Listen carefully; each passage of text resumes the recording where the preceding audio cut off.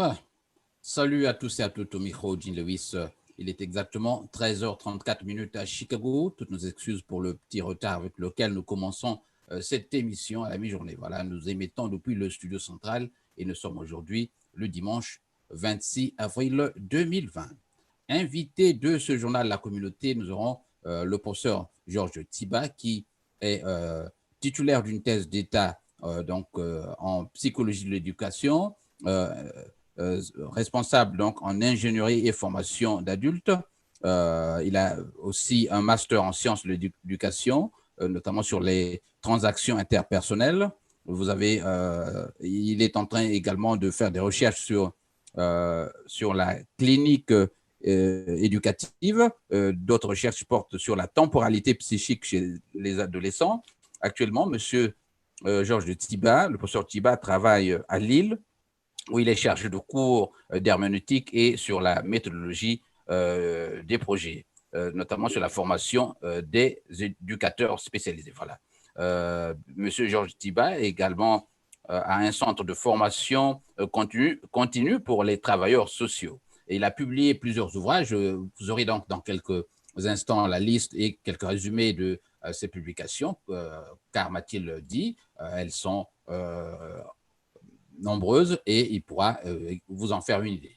La problématique de ce jour porte sur l'inconscient collectif des Congolais. Vous savez que nous sommes à l'heure du Covid-19, qui est pour le Congolais un événement traumatisant. Georges Tiba veut, pendant cette émission, nous montrer qu'effectivement, il y a toujours un rebondissement dans l'histoire des Congolais, histoire faite de ces événements qui sont chaque fois réactivés par l'action de ceux qui nous dirigent. Ça n'a pas commencé aujourd'hui, mais ça a commencé depuis les années où Matsoua s'est rebellé contre l'histoire des 3 francs, donc cette patente imposée aux Congolais jusqu'à ce jour, notamment la déclaration, la toute dernière déclaration de M. Denis Sassou Nguesso avec le couvre-feu, l'état d'urgence et peut-être l'état de siège. Alors, salut Georges Tiba. Bonjour John Lewis. Voilà, Merci de m'inviter. je vous informe que Georges Tiba est également ami de Radio Congo Live en Chicago. Donc, il fait partie de la rédaction des stratégies de la radio. Alors, Georges Tiba, on vous connaît assez puisque vous participez à nos émissions, vous êtes actif sur Facebook. Mais alors, parlez-nous, résumez-nous vos œuvres, ce que vous avez publié, car nous savons que les Congolais sont nombreux, mais on dit que vous ne publiez pas, et peut-être parce que ces ouvrages sont méconnus du public. Alors, 60 secondes pour nous faire une idée de vos publications, Georges Tiba. Alors, bonjour. En tout cas, je réitère donc le fait que je suis toujours heureux de venir à la radio de la communauté. Alors, Georges Tiba, et pourquoi je prends la parole et à quel titre, hein, d'où est-ce que je parle? D'où parlez-vous? Alors, donc, je parle d'une expérience maintenant de 40 ans qui a démarré avec à l'hôpital psychiatrique de Brazzaville d'ailleurs, puisque donc avant que je vienne en France, j'ai travaillé avec le docteur Missansa et le docteur Milongo, hein, et c'est justement cette année-là que le docteur Missansa allait au comité militaire du parti, hein, et donc j'étais là. Hein, bon. Donc je parle aussi de cette expérience-là. Je suis arrivé en France donc pour poursuivre donc ce travail d'études qui a donc démarré, je pense, à l'hôpital psychiatrique de Brazzaville. Hein. Je suis parti de l'idée que l'approche clinique pouvait démarrer par des supports, hein, par exemple des supports culturels. Ben, on n'utilise pas assez, mais en tout cas, et quand je suis arrivé ici, j'ai poursuivi ce travail-là et ça donnait donc un travail de thèse. Bon. J'ai une première publication dont je peux donc ici évoquer, que vous pouvez commander, vous pouvez trouver, c'est les médiations éducatives éditées aux éditions européennes. Hein, c'est une édition donc, comme au Canada. J'ai écrit plusieurs articles, j'ai participé à des ouvrages sur l'interculturalité avec mon ami Emmanuel Jovelin, etc. J'ai écrit sur le blason, une médiation sémiotique que vous pouvez trouver chez Kern. Voilà. Donc, bon, je ne suis pas venu ici pour énumérer ça, mais en tout cas, voilà pour me présenter tout à fait rapidement. Ceux qui veulent me connaître, ils peuvent aller sur un site qui s'appelle ipseduc.eu ou .com. Donc là, vous verrez tout ce que j'ai pu publier. Donc, il y a un site comme ça. Voilà, merci. Donc, je rappelle à tous ceux qui sont connectés aussi bien sur Facebook que sur YouTube que vous avez la possibilité d'intervenir, de poser des questions, car cette émission est la vôtre. Alors, professeur Georges Tiba, je vous appelle professeur c'est un jour spécial, car vous êtes l'invité spécial de la radio, mais les gens savent que vous êtes ami. Je peux alternativement vous appeler doyen ou vieux, comme d'habitude. Voilà, donc doyen Tiba, nous avons ces craintes archaïques qui sont dans l'inconscient même des Congolais et qui sont chaque fois réactivées quand il y a un événement traumatisant. Vous avez déjà, depuis l'ère coloniale, vous l'avez montré quelque part dans vos ouvrages, que l'affaire des 3 francs était déjà à l'origine de ces craintes, justement de la réaction de Matsua comme telle était plus ou moins justifiée. Dans quelle mesure peut-on dire que cette réaction avait son sens? Alors, cette réaction avait son sens parce que vous vous souvenez que lorsque les deux cultures se rencontrent, c'est-à-dire la culture occidentale qui s'impose en Afrique, en tout cas, le Congo particulier, à un moment donné, il y a une forme d'emprise. Lorsque vous définissez le mot éducation, d'ailleurs, il y a 2 exceptions. Il y a l'éducation qui vient de ex-ducere. Ex-ducere, c'est sortir de, ça c'est la première définition, définie par exemple par Émile Durkheim. Ex-ducere, c'est sortir de l'état, je vais rapidement, de l'état sauvage. Oui. Et donc, puisqu'il va falloir conduire quelqu'un de cet état sauvage pour l'amener à un état moderne, civilisation, etc., on sait qu'il y a beaucoup de présidents qui ont dit qu'il ne fallait pas galvauder le mot civilisation. Enfin, tout ça, tout le monde le sait, mais je le rappelle. Et donc, l'éducation serait une forme d'emprise sur les sociétés africaines, en tout cas sur l'homme africain. La deuxième étymologie, toujours latine, educare. Donc, educare, c'est conduire quelqu'un, on est devant ou à côté pour lui montrer la voie. Et donc, si on fait un glissement, ça veut dire accompagner. Oui. Donc, mais l'orientation qui a été retenue, en tout cas par le colon, c'était ex-ducere. Notamment, ça a vécu une connotation idéologique. Voilà, c'est vraiment une emprise. Et cette emprise ne se passe pas de manière pacifique. Elle est inscrite dans la violence.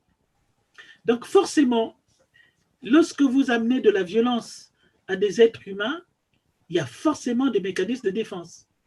Il y a forcément des réactions à ça. Et tout le long comme ça de l'histoire du Congo, vous avez cette réaction qui se met en place. On peut même remonter, avant que ma mère… C'est ça que vous appelez, doyen, murmure des ombres, là, dans vos voilà, c'est ce que j'appelle le murmure des ombres.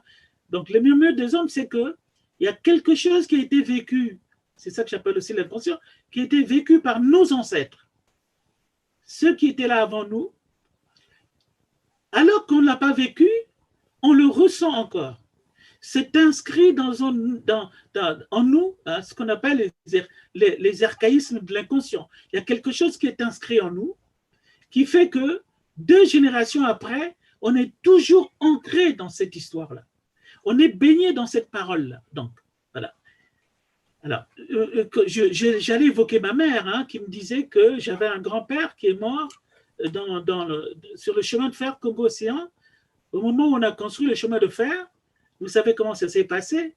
C'était, on a drainé comme ça des tas de gens, enfin des Congolais, c'est des travaux forcés. parfois menés par des Tchadiens, des Centrafricains, enfin des gens qui venaient, en tout cas, qui venaient avec une barbarie, une cruauté impossible. Donc, comme si on est dans un système de bagne. Et tout ça, ça s'inscrit donc dans l'inconscient. Et ça fait boomerang. Donc, quand vous prenez des gens comme Machua se révolte contre cette emprise-là. L'histoire des 3 francs et tout ça, la taxe. Bon. Donc, ça veut dire qu'on va créer une société à marche forcée. Et donc, tout ça, ça reste inscrit dans notre histoire, Mais doyen, dans notre mémoire. Doyen, le paradoxe, c'est que de Matsua jusqu'à ce jour, les nouveaux maîtres, notamment les nouveaux dirigeants, n'ont fait que prolonger la chose, notamment c'est des gens comme les nouveaux colons. Donc c'est ça le paradoxe. Voilà, c'est ça le paradoxe. C'est-à-dire qu'on est dans cette répétition, comment dire, et comme c'est une répétition, ça devient un traumatisme. Donc, un traumatisme qui fait que dans toutes les étapes de l'histoire, il y a ce traumatisme. Quand j'étais petit, j'ai moi-même vécu 59.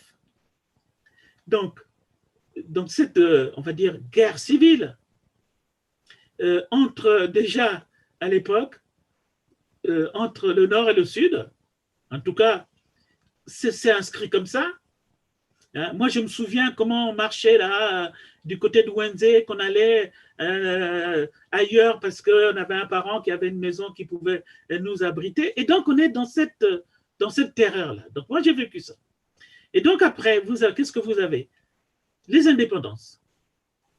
Vous avez De Gaulle qui arrive à Brazzaville comme si c'était un sauveur. Alors que ça précède aussi quoi? Brazzaville, capitale de la France libre, c'est-à-dire qu'il y en a qui sont rentrés dans une terreur en participant à la guerre mondiale. Donc, sous prétexte de récompenser les anciens combattants, on vient imposer donc une république.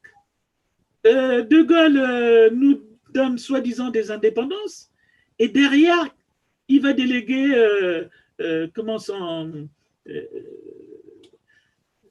je ne sais plus le nom là, bon, en tout cas quelqu'un qui est connu là, celui qui a fait la France-Afrique là. Donc, il est délégué pour faire exactement le contraire. Et là, vous avez le Fulbert Youlou qui arrive. Ben, Fulbert Youlou qui arrive tout simplement parce que déjà, la France l'a choisi. Et donc, il est là, comme on va dire maintenant, on dit c'est le préfet. Mais quand il s'en va, ce qui m'intéresse, c'est surtout comment il quitte le pouvoir. Il quitte le pouvoir par une révolte. Et désormais, ça inscrit dans l'inconscient collectif des Congolais 13, 14, 15 août. Et lorsque vous examinez ces 3 dates-là, c'est des dates qui vont revenir régulièrement. Tous les 13, 14, 15 août, il y a une espèce de terreur qui envahit le peuple, une espèce d'angoisse. Que va-t-il arriver? Et Massamba Déba arrive dans ce même contexte. Vous ne faites pas donc d'exception entre Youlou et Massamba Déba, les deux s'inscrivent dans cette logique de la conservation du pouvoir. C'est ce que vous voulez montrer? Il y a toujours cette logique-là et ils sont chassés du pouvoir chaque fois. Hein? Et donc, ce n'est pas une alternance. On ne peut pas utiliser le mot alternance. Parce que c'est chaque fois un soulèvement populaire. Donc, on est dans cette... c'est ce que les colons appelaient la horde sauvage. C'est-à-dire, c'est un fonctionnement, on va dire, c'est l'impulsivité, là. Hein? C'est impulsif. Hein? Il n'y a pas d'anticipation là-dedans. C'est une révolte. On a dit la révolution, etc., etc. Mais quand on réfléchit bien, il n'y a pas forcément de révolution, même si à la base, vous avez des syndicalistes qui sont des leaders, qui revendiquent avec un discours qui est européen. Je ne suis pas sûr que ce discours ait été intégré comme tel. Nous sommes toujours dans ce que j'ai appelé, lorsque j'ai écouté le discours de Sassou Nguesso, j'ai appelé ça un palinceste. C'est quoi un palimpseste? C'est-à-dire, c'est quelque chose qui est écrit, un papier, vous venez écrire sur ce qui est déjà écrit. C'est-à-dire que c'est quelque chose qui ne vous appartient pas. Et donc, nous tous là, l'intellectuel, on a été comme si on a été formatés d'ailleurs, je peux dire ça comme ça. Hein, moi qui travaille sur la formation, qu'est-ce que c'est que former? Former, c'est mettre des formes à la vie. Mais de quelle vie s'agit-il? C'est pas la nôtre. On singe l'occidental. Et donc, nous sommes tous dans une sorte de palimpseste, hein, c'est-à-dire qu'on est en copie, on fait comme si, tout ça. Et donc, même s'il y a un syndicat qui joue, mais le fond et la forme n'est pas la même chose.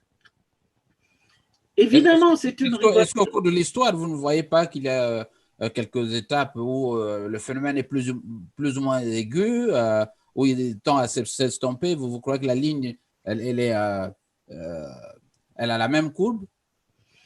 Alors, moi, je pars de l'hypothèse que nous sommes dans une société que les sociologues appellent anomique. C'est-à-dire, l'anomie, c'est que c'est un état de crise permanent. Et que chaque fois qu'il y a un événement, même si les fondations, je ne dis pas que les syndicats, M. Boukambou et les autres, quand même, 13, 14, 15 août, c'est vrai que c'est un mouvement huilé. Mais même s'il y a ça, mais on est toujours dans un fond qui va nous échapper parce que il y a des lobbying, il y a des emprises, il y a des tiraillements derrière. On n'est jamais vraiment au fait. C'est-à-dire qu'il y a quelque chose de l'ordre de l'inconscient qui vient réactiver cette crainte qu'il se passe quelque chose. Hein.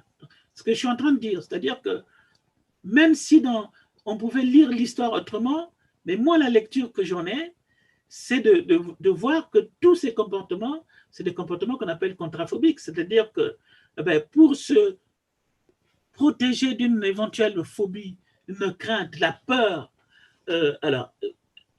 on a comme ça des comportements qui pourraient être comportements impulsifs.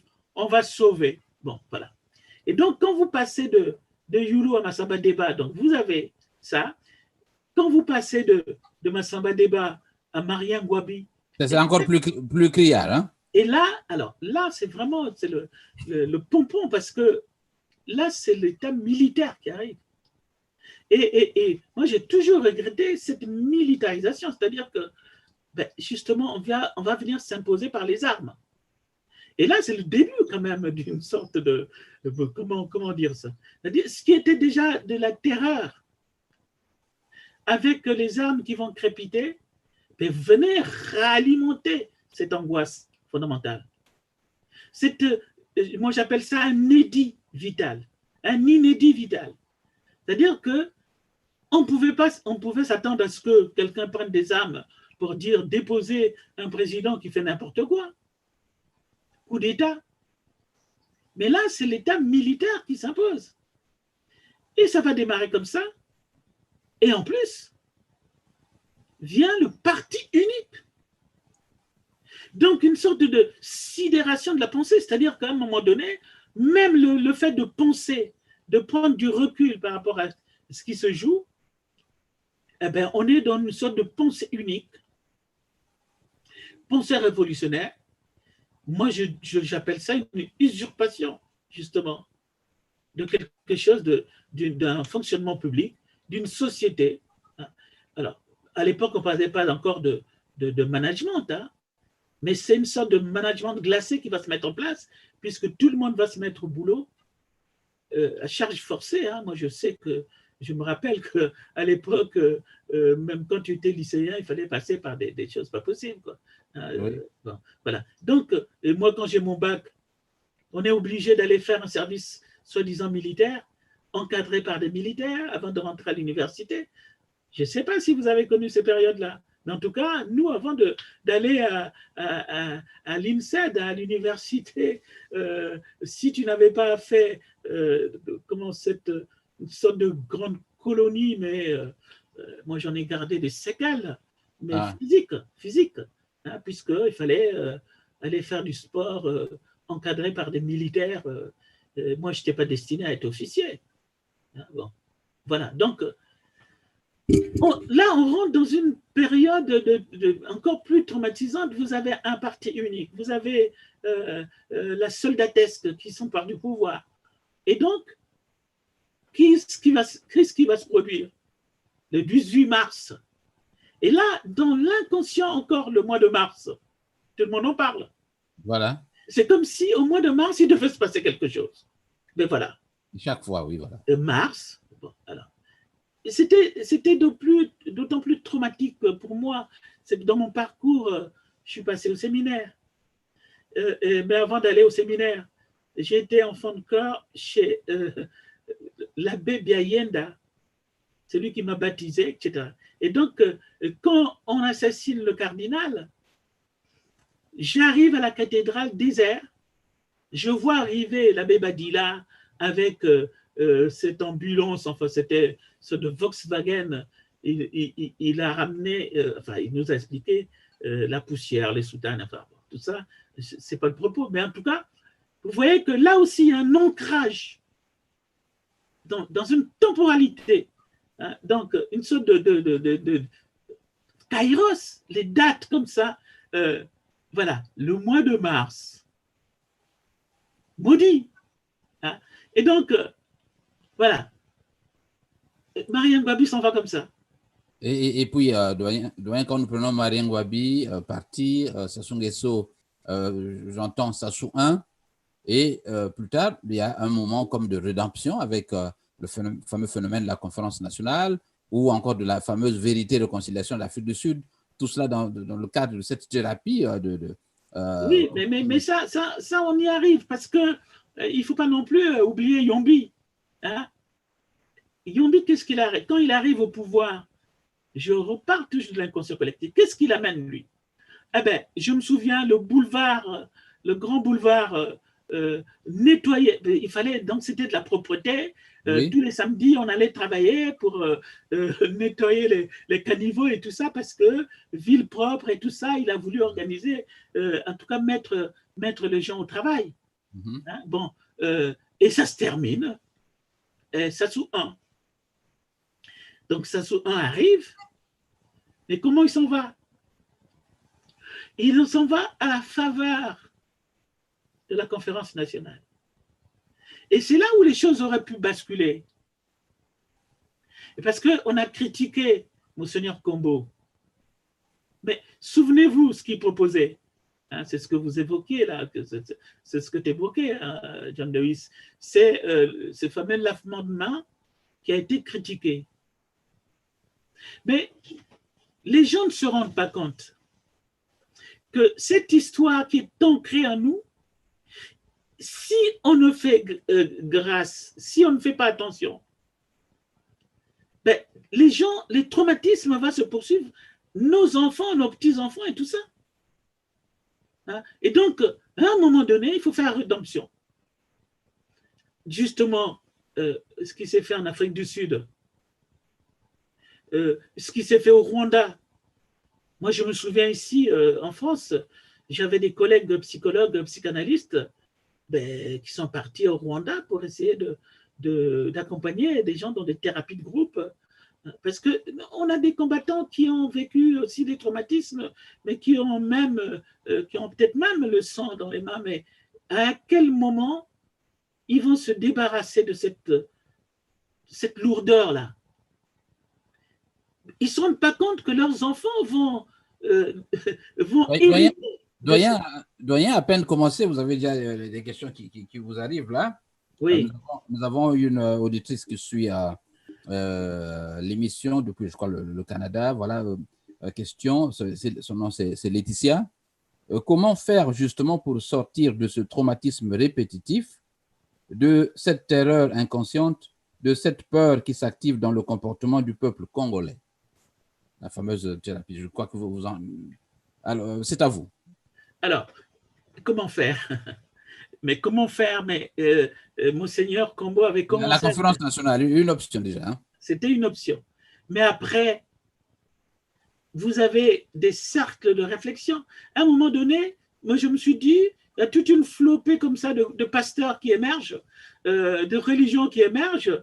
peut-être que ça sera peut-être des lieux comme ça de rédemption, mais ça a complètement dérivé. C'est-à-dire qu'à un moment donné, c'est même pas évoqué. Au contraire, c'est comme si on encourageait les gens non pas à faire pénitence, mais à se dire que c'est un sort qu'il faut subir, quoi. Donc, voilà. Donc, mais pour moi, dans le travail que je fais, puisque je reçois quand même dans mon cabinet de psychanalyste des gens comme ça qui viennent parce qu'il y a des choses qui ne se comment dire, il y a des choses qui ne se déclenchent pas, ils sont toujours dans cette répétition de l'échec, mais il faut travailler sur les antidotes de la répétition.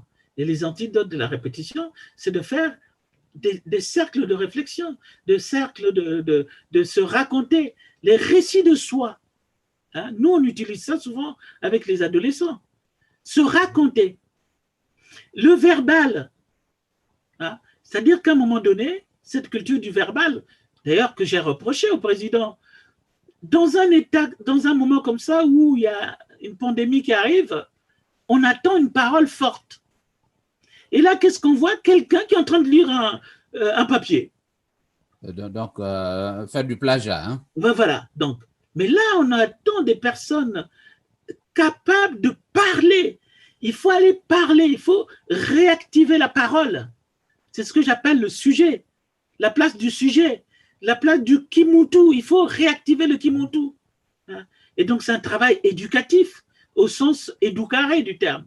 C'est-à-dire celui qu'il s'agit d'accompagner. Que pensez-vous de cette palabre de l'Afrique du Sud, notamment qu'on appelait vérité et réconciliation? Est-ce que, à partir de là, est-ce qu'on peut apporter une esquisse de réponse à la question de Laetitia? Oui, bien sûr. Qu'est-ce qui s'est passé dans ces moments-là? C'est des cercles de parole. C'est des gens qui viennent dire ce qu'ils ont fait. Et alors, ici en France, il y a quelqu'un qui s'appelle Cyrulnik qui dit le travail de la résilience. Hein. Il faut travailler sur la résilience, c'est-à-dire la résilience, c'est quoi? C'est se raconter. Et lorsqu'on se raconte, on se structure. Voilà. Donc, mais quand on se restructure, qu'est-ce qu'on convoque? Ben, on convoque la place de la parentalité, de comment cette parentalité nous a accompagnés pour structurer notre personnalité. Or, comment on structure nos personnalités? En allant convoquer les assises anthropologiques, les cultures de nos parents, mais qu'on a complètement balayé. Nous, quand on a tenté de parler de tribalité, c'est ce qu'on essayait d'aller rechercher. C'est-à-dire, comment structurer la personnalité? Mais cette personnalité, elle se structure par rapport au fait que chaque individu est un être de parole. Il est sujet parce que ses assertions sont prises au sérieux. Et dans Doyen, on a souvent l'habitude de confondre, de faire la confusion sémantique entre ces deux termes, tribalité, tribalisme. Je sais qu'il y a quelques années, avec un de vos amis, vous avez fait des travaux là-dessus. En quoi, quelle est la substance de cette tribalité et comment contraste-t-elle avec le tribalisme qui, en fait, est un concept utilisé dans le contexte dont nous parlons? C'est vraiment encore une trouvaille, mais qui ne fait que, c'est ce que j'appelle des comportements, des paroles contraphobiques, c'est-à-dire on se défend d'être tribal maintenant. Alors ça revient, on dit tribal, tribal, tribal. Mais tribal, ça ne veut rien dire. Mais que les gens s'appuient, quand ils s'accaparent du pouvoir pour favoriser apparemment leur ethnie, on se rend bien compte qu'il ne s'agit pas forcément de l'ethnie, il s'agit plutôt des imposteurs qui, s'appuyant sur ça, vont faire croire qu'ils sont là pour sauver toute la tribu. Ben non, c'est toujours une histoire familiale. Hein? C'est le cercle restreint. C'est le cercle restreint. Et la tribalité, c'est un sentiment d'appartenance à des assises culturelles qui ont fondé la structuration de notre personnalité. Donc, vous avez l'accès au symbole, au symbolique, Il y a des symboles dans l'éducation qu'on reçoit de nos parents. Il y a l'imaginaire. Et puis après, vous avez, dans l'autre topic lacanien, on dit le moi, le surmoi et tout ça. Bon, le surmoi, c'est quoi? C'est tout simplement qu'il y a des interdits fondateurs. L'interdit du meurtre, l'interdit de l'inceste, etc., des choses comme ça. Il y a des choses qui vont fonder l'humain, qui vont fonder ce qu'on appelle le kimuntu. Hein? C'est-à-dire qu'un être humain et être humain, ce qui le différencie de l'animal, c'est justement qu'il y a ce qu'on appelle les processus d'attachement, qu'il est attaché à ses parents qui lui donnent ce qu'on appelle ce qu'on appelle les méta-besoins, c'est-à-dire ces méta-besoins qui sont la santé somatique et psychique, la sécurité et la protection. Hein. Et donc, pour faire rédemption, il faut revenir à ces notions de sécurité et de protection. Il faut que dans tous les coins du pays du Congo, on se sente en sécurité. Hein? Mais te sentir en sécurité parce que tu as déjà des assises qui t'ont permis d'avoir des repères pour te sentir en sécurité. Hein? Et donc,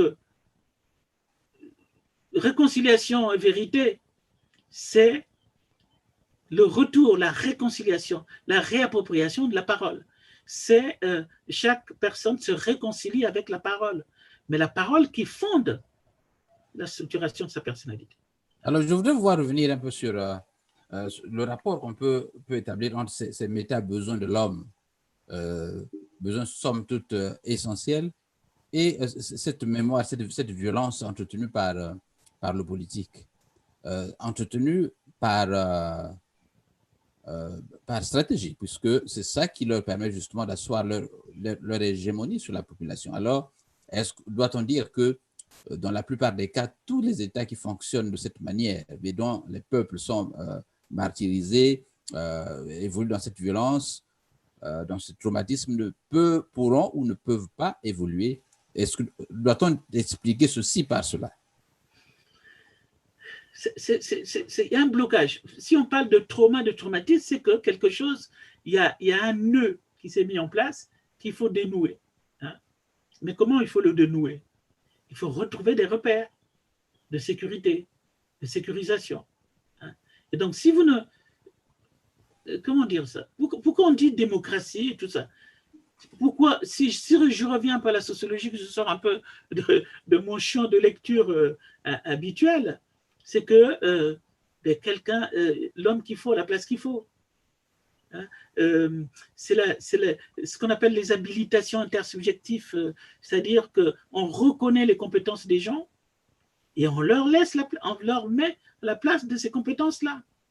Mais ces compétences-là, pour que ça marche, il faut qu'elles soient nommées par ceux qui vont te mettre à cette place-là.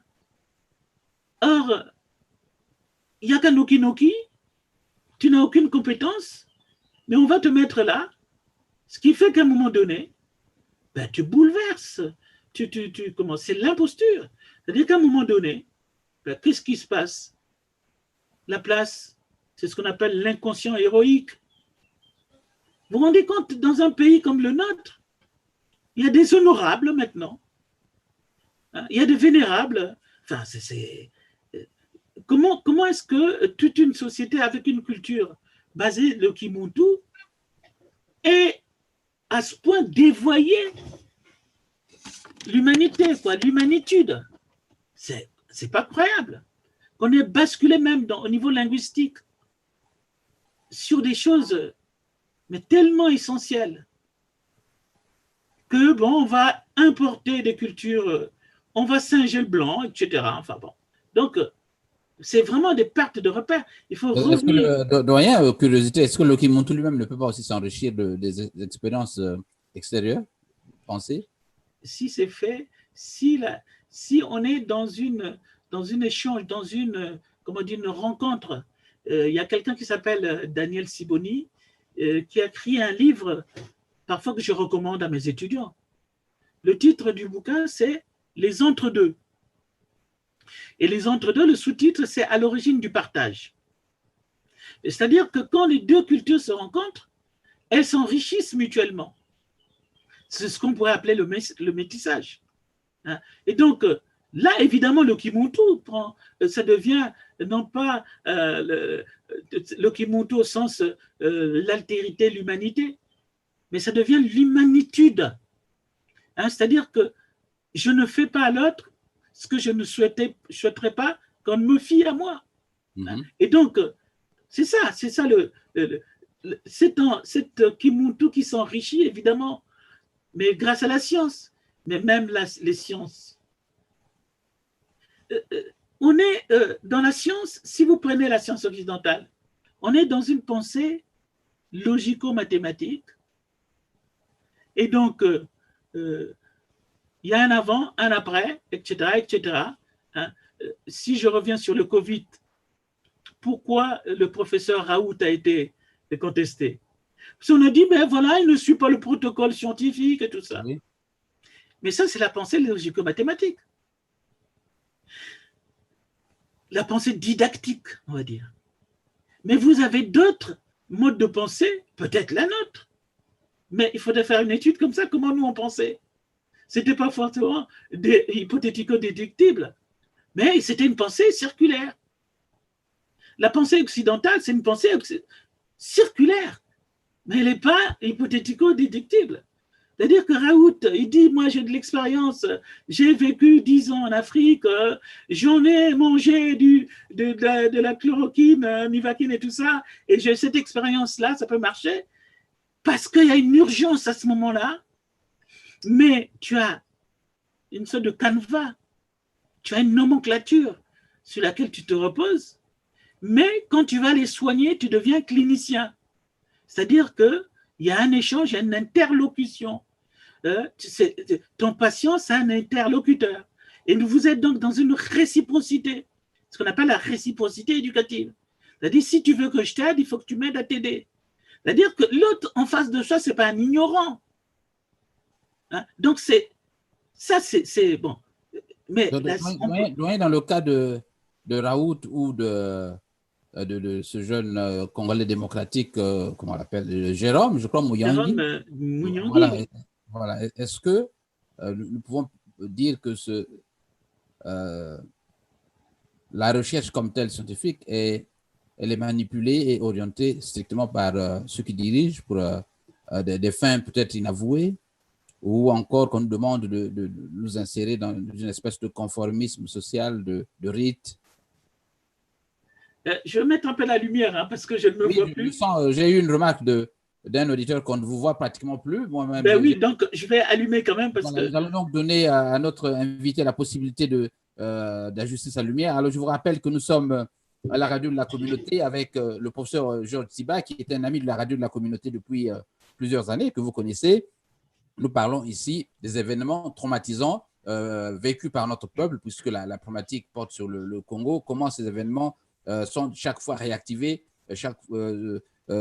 quand il y a un événement politique ou social comme le fameux Covid. Alors, nous avons, avec Georges Tsiba, commencé à exploiter la problématique depuis les années de l'indépendance.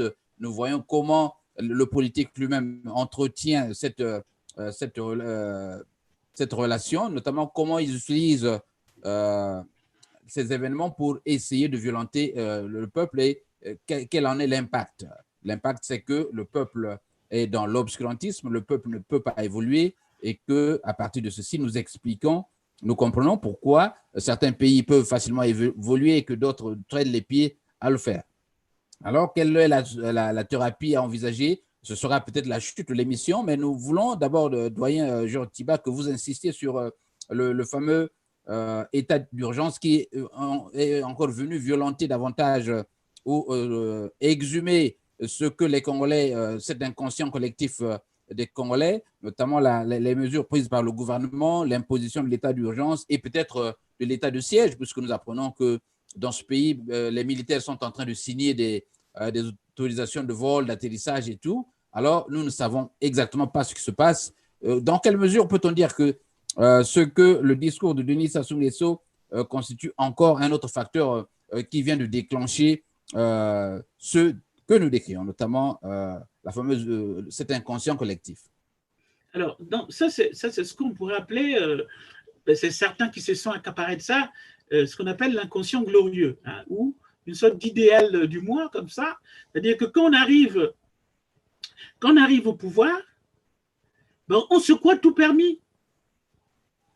Alors qu'il y a quand même un certain nombre de règles. C'est ce qu'on appelle la technostructure, c'est-à-dire qu'à un moment donné, il y a des choses dans le management qui sont fixées, et c'est dans ce cadre-là qu'on fonctionne. Et qu'on ne se prononce pas en son propre nom, on se prononce au nom d'une politique globale, au nom d'un référent. C'est-à-dire qu'à un moment donné, il y a des indicateurs, il y a un travail qui a été défini, circonscrit, il y a une anticipation méthodologique, c'est-à-dire qu'il y a des supports qui sont mis en place, mais là, on assiste à quoi? À quelque chose il y a deux types de fonctionnement. Ce qu'on appelle l'impulsivité, parce que cette impulsivité qui amène l'arrogance, je suis colonel, oui. Et comme je suis colonel, je me permets de signer, les Libanais, ils vont pouvoir partir alors que les frontières sont fermées. Mais parce que je me prononce en mon propre nom. Et que je ne sorte de cette... C'est incroyable, de ce fonctionnement-là. C'est-à-dire qu'on sort de la technostructure, on sort de la nomenclature qui est mise en place parce qu'on serait colonel ou le fils d'eux. Enfin, et donc, on va se permettre comme ça de passer, de sortir du cadre. Il n'y a pas de société sans cadre.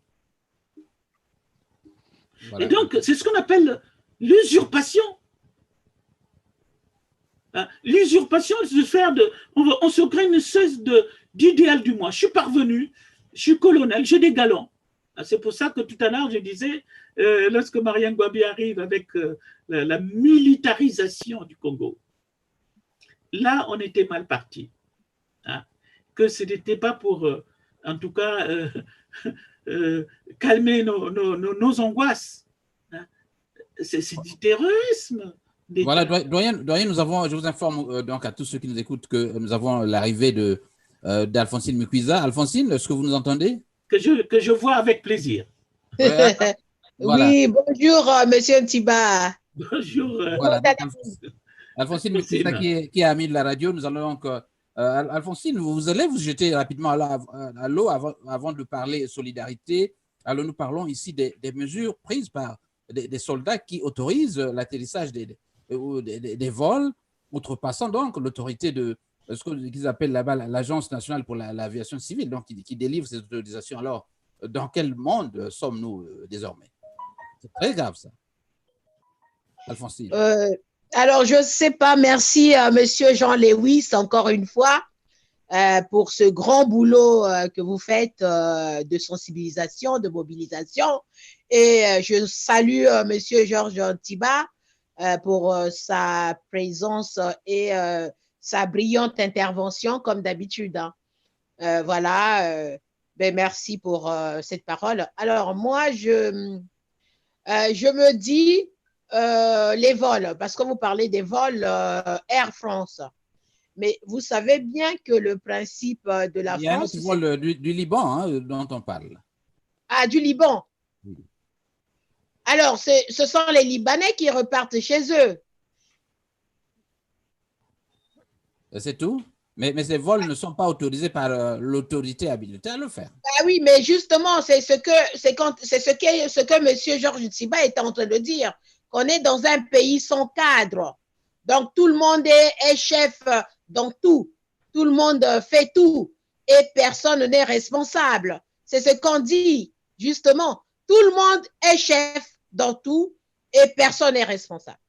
Donc, les vols qui viennent, alors, dans quel cadre ces vols-là atterrissent?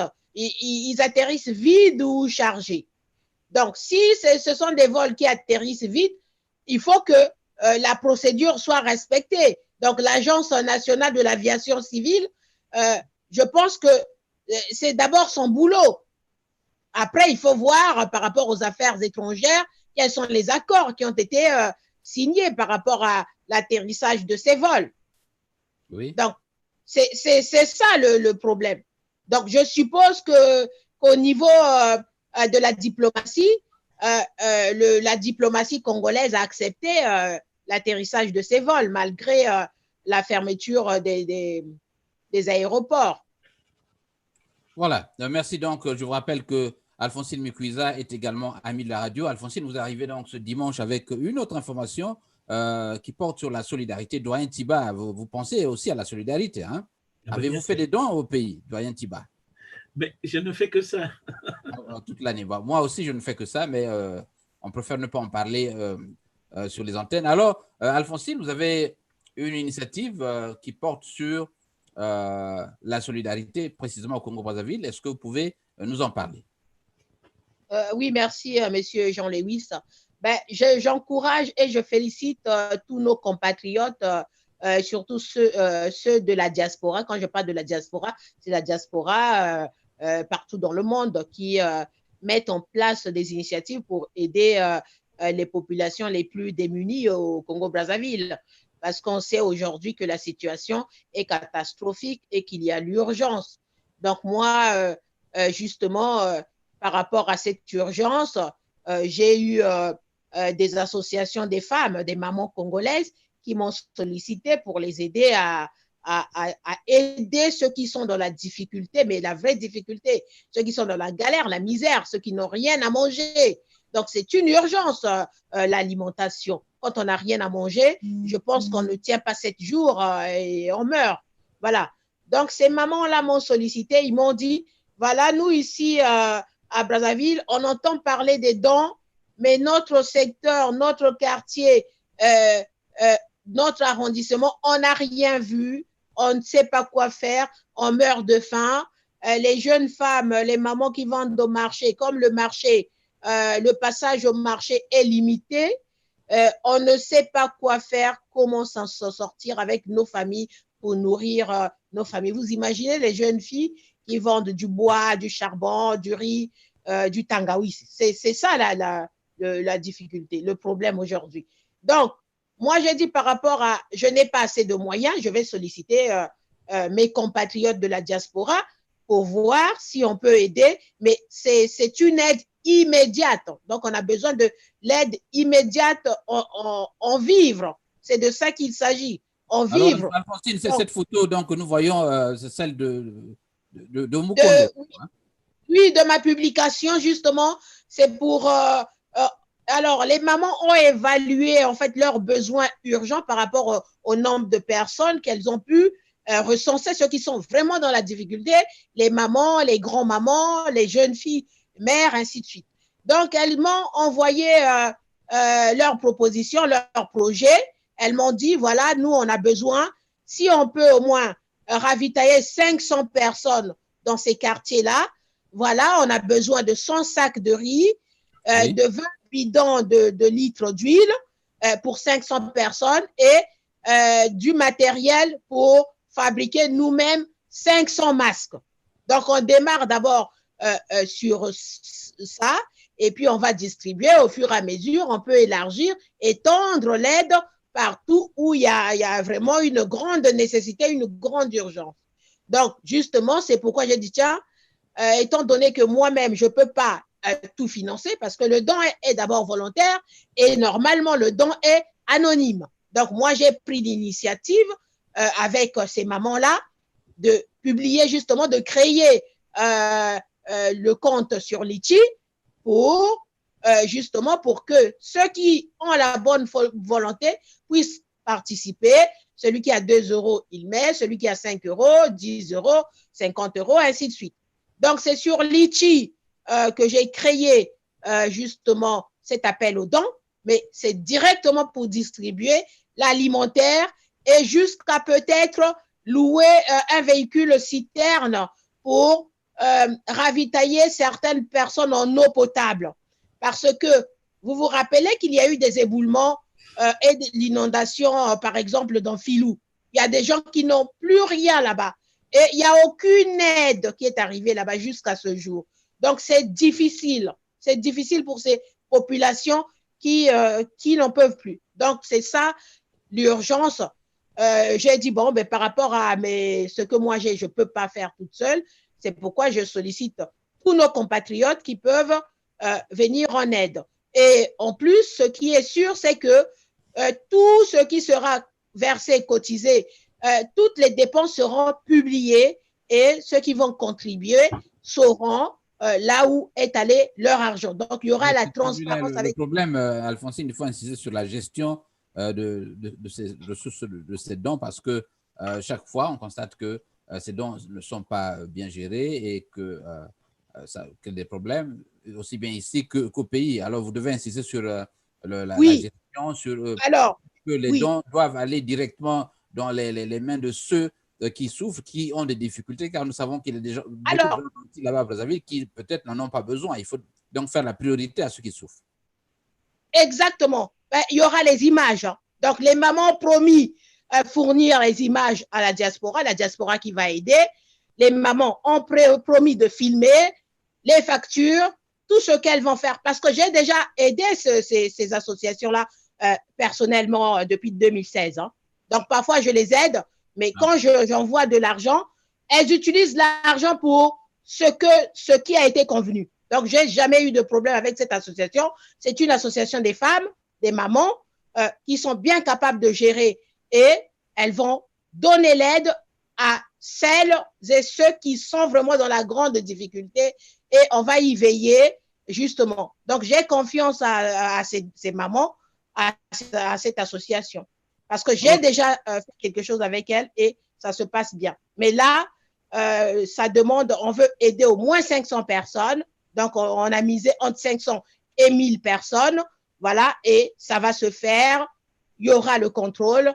Il y aura des factures qu'on va publier. Rien ne sera caché. Je reviendrai vers vous d'ailleurs pour montrer à ceux qui vont donner ce qu'on va faire avec leurs dons. Alors, Georges Tiba, votre réaction sur l'initiative comme telle, on voit qu'un peu partout, en France là-bas, il y a des gens qui ont même promis de louer des avions. Alors, je voudrais vous entendre sur ce projet, sur comment on peut essayer de canaliser tout ça pour renforcer l'aide, parce que les gens souffrent. Les nouvelles que nous apprenons sont mauvaises. Georges Tiba, réaction sur ce problème. Alphonsine vient de donner le modus operandi. Hein, je crois qu'il n'y a pas d'autre chose à dire et qu'encourager ce genre d'initiative. Hein. Donc, moi, je prends ici l'engagement d'y participer, hein, comme je participe souvent à d'autres engagements. Hein. Mais il faut vraiment encourager par ça parce que vous voyez très bien que la faillite de l'État nous pousse justement à ne nous appuyer que sur ça. Hein, puisque tout à l'heure, je parlais d'inconscient collectif. Mais là, on retrouve nos assises. Le Kimuntu, c'est ça. C'est venir au secours. Sauf que le Kimuntu apparaît quand? Lors des veillées. Hein, je voyais quelqu'un me dire « aimons-nous vivants ».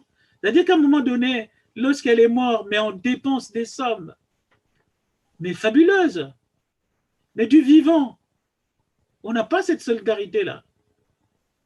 Comment ça se fait? Donc, mais très bonne initiative, bravo. Hein, donc, mais on encourage ça. Je sais pas, j'ai rien d'autre à dire. Hein? Voilà, j'ai quelques réactions ici dans le cadre de cette émission. Nous allons bientôt nous séparer et aborder la chute de cette émission. Alphonsine, vous restez avec nous. Alors, nous avons l'image du docteur. Voilà, nous venons de rectifier l'image, Serge. Hein, merci de votre remarque. Alors, vous avez nos pays ont toujours eu d'énormes problèmes logistiques et de communication physique. Donc, ces problèmes ne peuvent pas se résoudre tout d'un coup en pleine crise. Je continue. Conclusion, il sera difficile, voire impossible d'atteindre les vrais Congolais qui ont le besoin d'aide. Bon, voilà, je crois que ça c'est à Alphonsine. Hein. Ça va être oui, difficile. je peux. Oui, non. Oui, je peux répondre. Oui.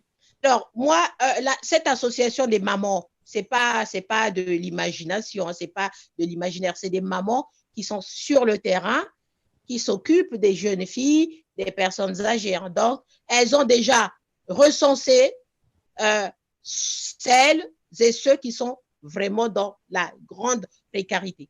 Donc, il y a des listes, il y a déjà un travail qui était déjà fait, qu'elles avaient déjà commencé à faire. Donc, l'aide ira à ceux qui en ont besoin et nous allons y veiller. De toutes les façons, je fais confiance à ces mamans-là. Je sais qu'elles vont faire les choses correctement parce qu'elles ont dit, mais si on déconne et que si on ne respecte pas ce que vous nous apportez, on n'aura plus votre aide. Donc, plus personne ne va nous faire confiance pour nous aider. Donc, on est consciente pour bien utiliser cette aide et que cette aide va bénéficier à ceux qui sont dans la difficulté réellement. Donc ça, moi, je fais confiance à ces dames-là, étant donné que moi-même, comme je l'ai dit, j'ai déjà envoyé de l'argent d'aide avant que la situation ne se dégrade et elles ont utilisé l'argent pour ce qui était convenu. Donc, et puis après, on sera transparente.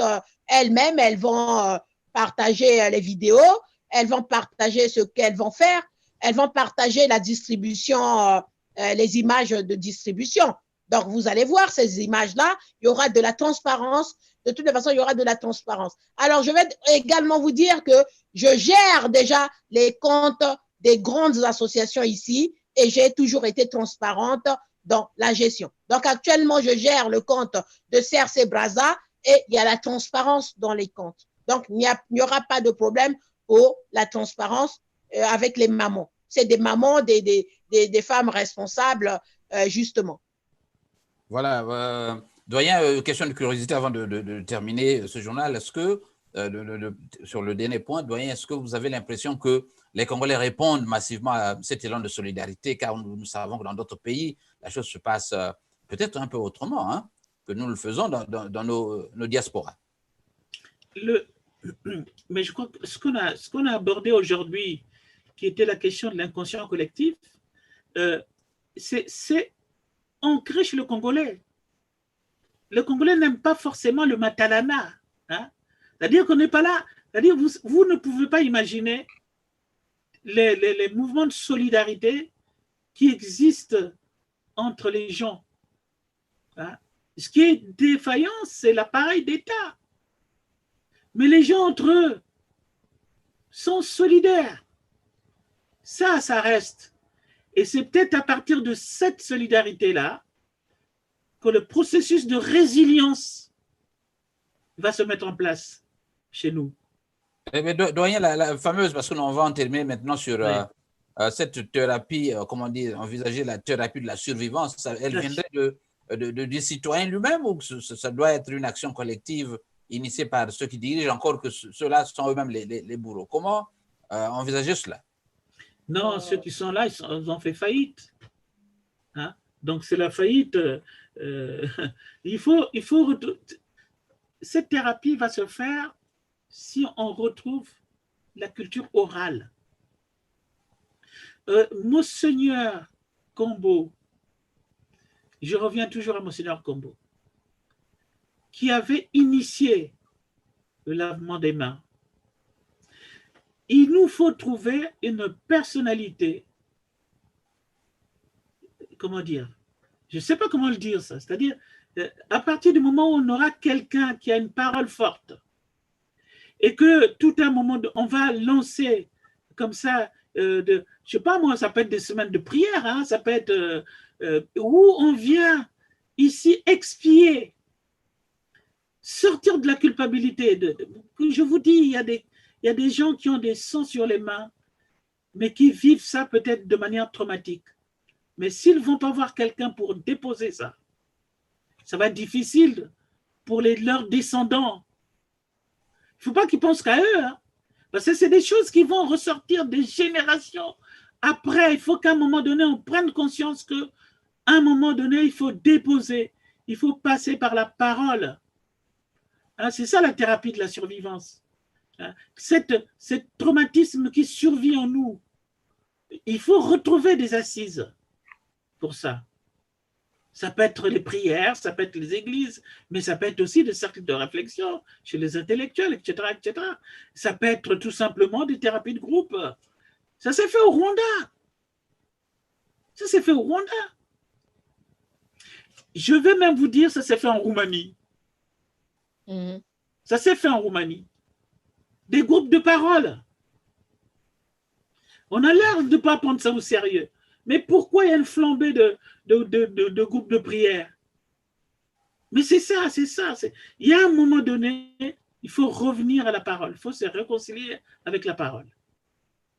Mais ça ne profite pas à ceux qui dirigent. Est-ce que sont-ils prêts à encourager ces initiatives, à les encadrer, à créer un espace de liberté dans les médias et ainsi de suite? C'est ça la démocratie. C'est-à-dire qu'à partir du moment où... quand on parle le mot autonomie, l'autonomie c'est quoi? Autonomie, c'est auto-parler. C'est-à-dire quand on arrive à nommer soi-même les choses. Alphonsine vient de dire, c'est des filles qui arrivent à gérer. Et donc, il y a une réciprocité. C'est ça qu'il faut encourager. Cette réciprocité, je disais tout à l'heure, éducative. Si tu veux que je t'aide, il faut que tu m'aides à t'aider, etc. Et donc, si on est dans des cercles comme ça, où les gens ouvrent leur, l'accès au symbolique, l'accès à l'imaginaire, l'accès à la créativité, on va y arriver. Mais que ceux qui ont, comme ça, des fautes à expier, ben ils le disent. Comment ils ont fait en Afrique du Sud? Et pourquoi ça ne se fait pas au Congo? Bon, voilà, donc, je ne sais pas quoi dire d'autre, mais le cadre, il est là. Il faut s'en saisir. Mais pour s'en saisir, il faut sortir de cet inconscient glorieux, des vainqueurs.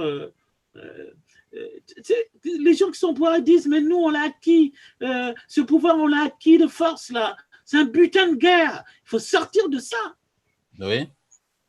Et puis, alors, je ne vais pas rentrer dans des choses, mais quand vous vous rendez compte que la relation qu'on peut avoir, les Congolais sont attachés à leur maman. Mais ce n'est pas au point de donner à une randonnée guerrière le nom de sa mère. Mais, voilà, mais oui, il est où le père? Voilà, donc merci doyen Alphonsine, un mot là-dessus sur comment… Réhabiliter la parentalité, voilà, ça aussi, ça fait partie des éléments de thérapie. Une réaction, Alphonsine, avant de clôturer sur quelques infos? Alors, monsieur Georges Ntiba a été bien clair, bien poignant là. Réhabiliter le partage, réhabiliter l'échange, et faire confiance également à l'être humain. On ne va pas toujours vivre dans la suspicion, justement. C'est ce qu'il a dit, c'est très profond. Donc, il faut que la confiance revienne, que nous nous fassions confiance également pour parler. Sans ça, on n'avancera pas. Justement, c'est ce que je suis en train de constater. Il y en a qui viennent vous dire, oui, mais vous avez lancé l'appel aux dons, après vous allez utiliser l'argent pour vous, vous allez empocher. Mais ma parole, il faut à un moment donné qu'on se fasse confiance. Et également, il faut à un moment donné aussi, c'est vrai, quand on a bénéficié des dons, qu'on soit clair, qu'on puisse montrer qu'est-ce qu'on a fait avec les dons. Ça, c'est normal. C'est vrai que dans notre diaspora, il y a eu beaucoup de collectes de dons et on n'a jamais vu les gens rendre les comptes parce qu'on ne se fait pas confiance également. Donc, c'est rendre les comptes permet d'établir la confiance. Si vous ne rendez pas compte de l'utilisation de ce qu'on vous a donné, ben, la prochaine fois, les gens seront réticents. Déjà qu'on a du mal à parler, à échanger.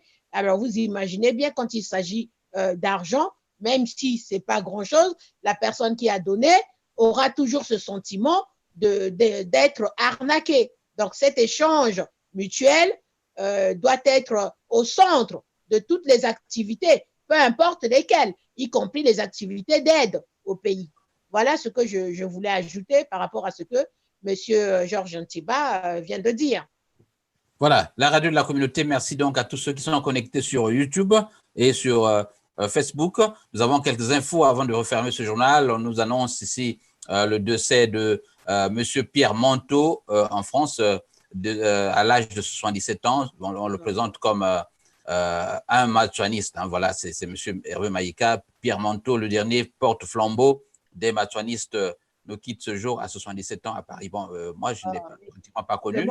Mes condoléances. Voilà. Le nom, je ne l'ai pas connu directement, mais le nom me dit quelque chose. Vraiment, mes condoléances les plus attristées. Et je prie le bon Dieu de fortifier la famille parce que c'est une situation difficile. Bon, que le bon Dieu l'accompagne là où il va. C'est une grande perte. Voilà, c'est ce que je voulais dire. Mais c'est dur. Voilà. Voilà. Je m'y associe aussi. Hein, oui, c'est très gentil. Voilà. Je ne savais pas qu'on avait encore des matsuanistes en vie. Hein. Je crois que tout le monde était déjà… Il y en a encore. Il y a des jeunes encore. Il y a également des jeunes.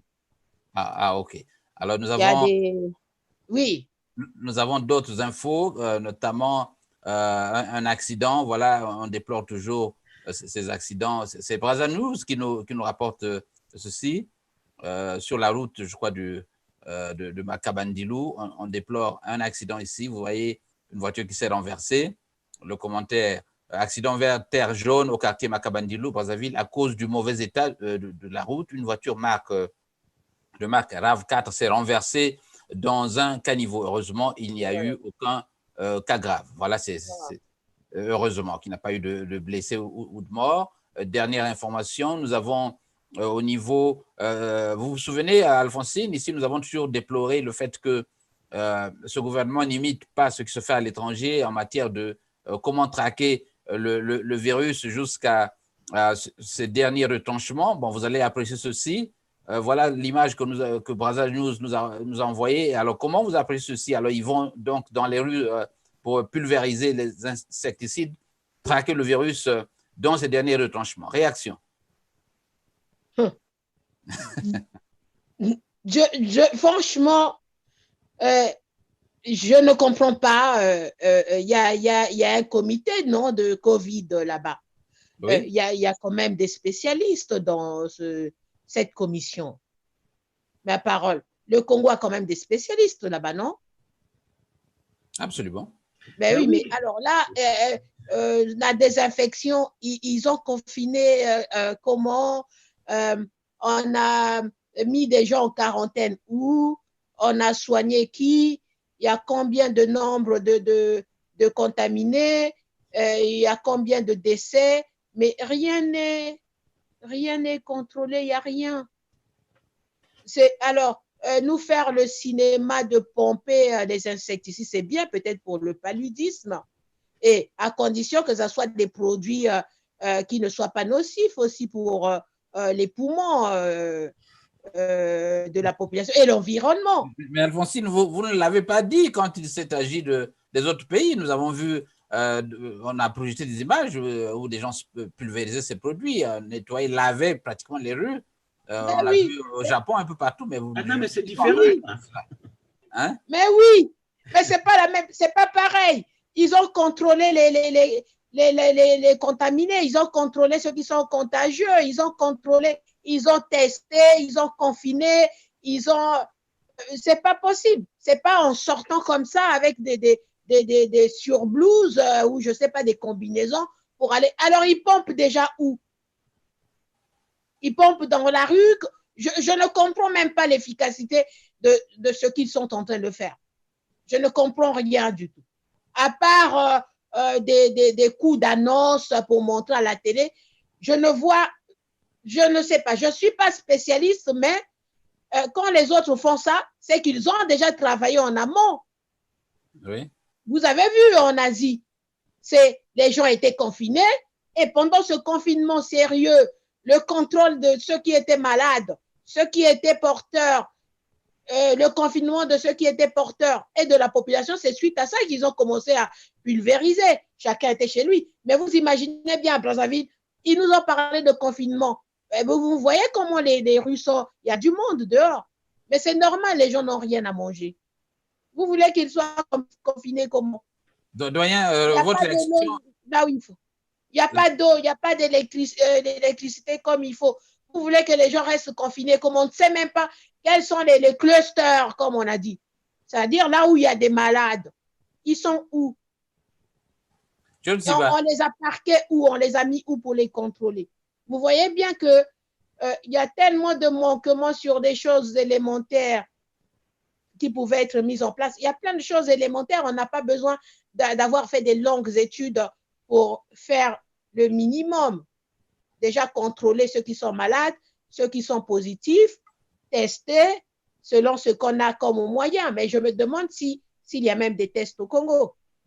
Déjà, hier, j'ai entendu dire que même au CHU, à l'hôpital à Cissé, les soignants achètent eux-mêmes leurs masques et leurs gants. Ça, j'ai eu l'information directement d'une soignante, d'une infirmière qui est à Cissé. Que nous achetons nous-mêmes les masques pour aller travailler, pour se protéger. Alors, à Brazzaville, apparemment, c'est la même chose. Je ne sais pas s'ils ont reçu du matériel. Nous allons essayer d'investiguer là-dessus. Alors, avant de passer la parole à Georges Tiba pour la conclusion de cette émission, je vais vous lire quelques réactions sur Facebook, notamment celle de Moani Sengou Poutou. D'accord avec Alphonsine sur le fait qu'il faut s'appuyer sur les structures associatives locales pour atteindre ces Congolais qui vivent dans la précarité et donc méritent l'assistance. Bon, je crois qu'il n'y a pas de réaction à cela. Toujours lui. Merci au doyen Tiba pour l'amélioration de l'image. Voilà. Mais surtout pour ces réflexions très pointues qui doivent éclairer tous les Congolais. Vous avez Ange Félicien. Toute la société congolaise est à rebâtir sur tous les plans et dans la profondeur, car le pouvoir en place a tué toutes les bonnes valeurs que le Congo représente. Ah bon, toutes les valeurs ont été tuées? Dans quelle mesure, doyen, vous avez la conclusion? Attendez que je regarde sur YouTube si nous avons une question sur YouTube, parce que nous avons là-bas beaucoup d'auditeurs connectés. Bon, nous n'avons pas de questions. Hein, les amis de YouTube, nous allons refermer ce journal, à moins que vous ayez une question de dernière minute. Alors, Georges Tiba, réaction sur la dernière remarque. Elle me paraît pertinente. Alors, la remarque, d'abord, je reviens sur l'image. Vous voulez que je puisse relire la remarque ou bien? Oui, non, mais c'est bon. Hein. Mais voilà. C'est laquelle quelle remarque? La remarque de l'auditeur, attendez, je vais voir, c'est M. Ange Félicien qui croit que le pouvoir a tué toutes les valeurs. Attendez. Toute la société congolaise est à rebâtir sur tous les plans et dans sa profondeur, car le pouvoir en place a tué toutes les bonnes valeurs que le Congo représentait. Bon, pour lui, tout a été, comme on dit ici, wipe out, nettoyé. Hein, la clé, il n'y a plus rien, aucune valeur. Il faut tout reconstituer, tout rétablir, la morale, l'éthique. Rien de cela n'existe encore au Congo.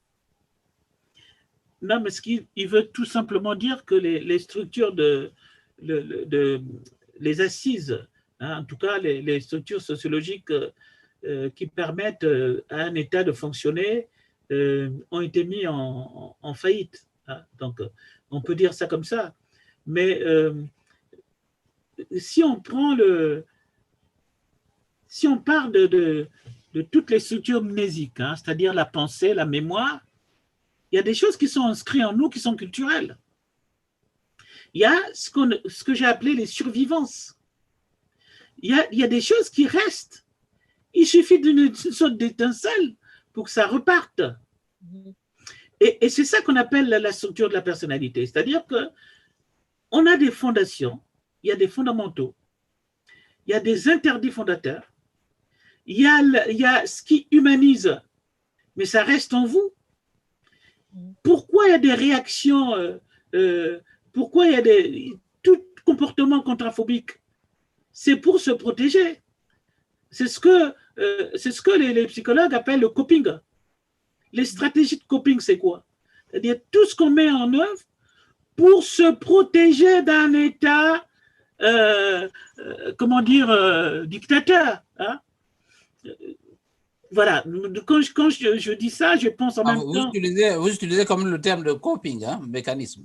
Voilà, voilà, hein, tout cop. Voilà. Ça, c'est tout, hein? Tous les mécanismes de coping, c'est-à-dire que chacun de nous a des stratégies comme ça. Bon, moi, je trouve qu'à un moment donné, ces stratégies de coping, comment n'existent plus forcément chez l'intellectuel, parce qu'à un moment donné, on se part, on pense que les diplômes suffisent pour, pour être dans la connaissance. Mais non. Hein. Écouter, c'est pas entendre. Voir, c'est pas regarder, etc., etc. Mais toute cette dualité sémantique, elle reste ancrée chez les Congolais.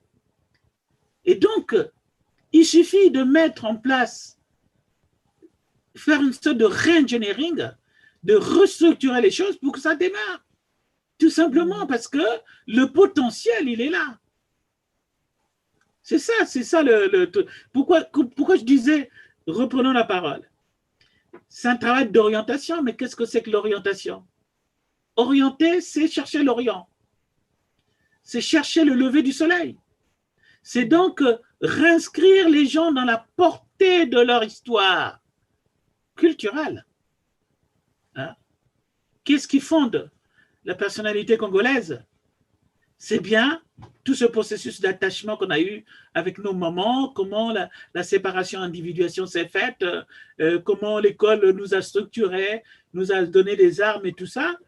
Et quand on prend les gens qui sont au pouvoir, c'est comme si ils n'avaient pas vécu tout ce processus d'attachement, de séparation, individuation, etc., etc. La maturité. C'est des gens matures. Les gens ont fondamentalement une maturité en eux.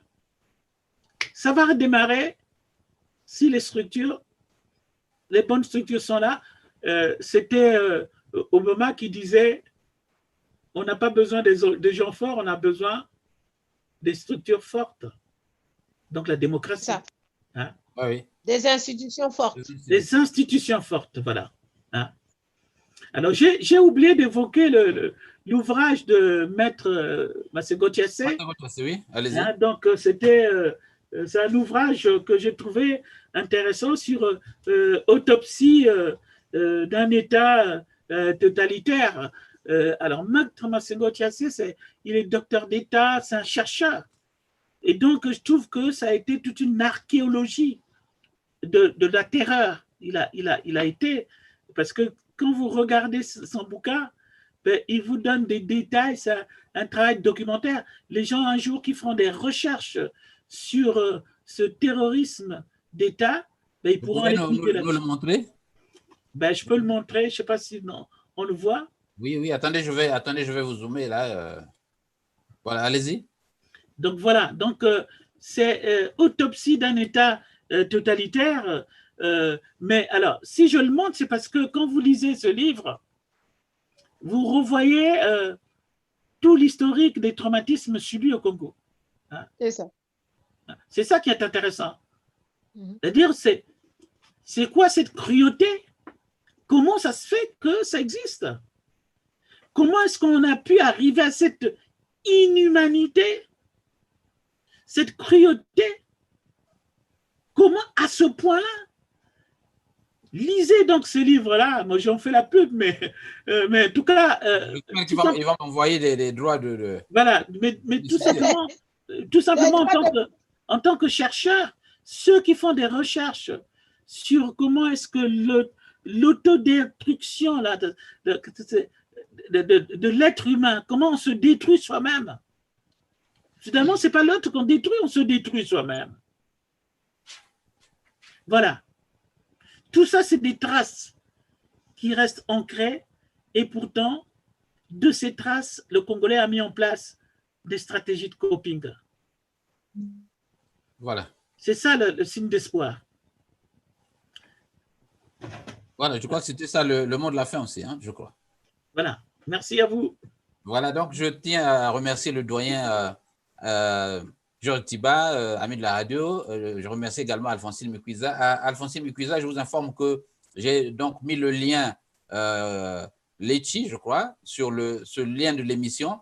Pour ceux qui suivent l'émission sur Facebook, vous allez directement sur ce lien. Vous pouvez faire une contribution et soulager les difficultés de nos parents au village. Alors, merci à tous ceux qui étaient connectés sur YouTube, mais je ne vous vois pas assez actifs quand vous suivez l'émission. N'ayez pas peur, hein. Réagissez, faites des propositions, posez des questions qui font sens à l'invité.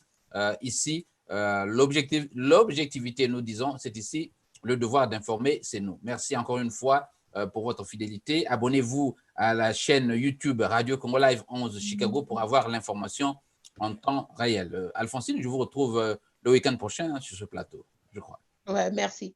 Oui. Voilà. Merci pour tout. Merci pour tout, monsieur Jean-Louis. Merci pour monsieur Ntiba, Georges. Voilà. Donc, merci à vous, doyen, une fois de plus. Nous savons que le toujours doyen au top. Doyen voilà, toujours disponible. C'est exact. Merci. Merci voilà, bien. nous n'avons pas eu Daniel Mabanza qui était prévu et Serge Flavier. Donc, les deux sont occupés, certainement ont des problèmes de famille. Je crois retrouver ses amis à l'édition de mercredi, car nous aurons une édition le mercredi. Et Alphonsine, je vous retrouve donc le samedi sur cette même antenne. Merci. Et